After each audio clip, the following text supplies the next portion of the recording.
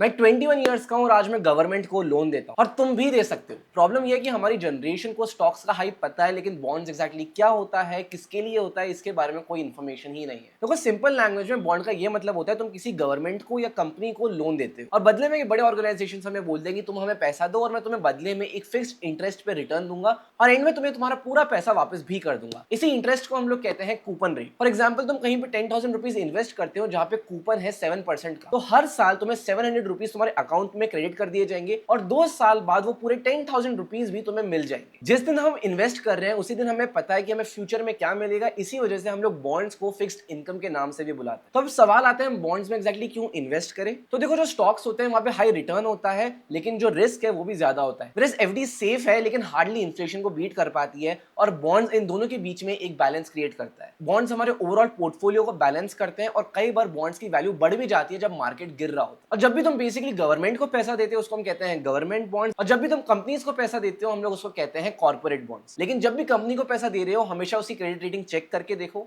High rating होती है AAA, इसका मतलब कंपनी काफी सेफ है और रिस्क काफी मिनिमल है। और अगर तुम सोचो कि बॉन्ड्स में डायरेक्टली इन्वेस्ट कहां से करें, हम तो बिगिनर हैं, तो I would highly recommend you any debt mutual fund. ये लोग बेसिकली तुम्हारे बिहाफ पे रिसर्च करेंगे और इन्वेस्ट भी करेंगे। आइडियली अपना बस 20% पोर्टफोलियो बॉन्ड्स में डालो। वो पैसा जो हो सकता है तुम्हें अगले 1 से 3 साल में चाहिए हो, ये तुम्हारे लिक्विड फंड्स भी हो सकते हैं। इसके अलावा जो रेस्ट ऑफ द मनी है वो कहीं ना कहीं इक्विटी में ही ज्यादा ग्रो करेगा, स्पेशली अगर तुम्हारा टाइम होराइजन ज्यादा बेटर है। Share this with a friend जिसको आज भी बॉन्ड्स के बारे में इंफॉर्मेशन नहीं है।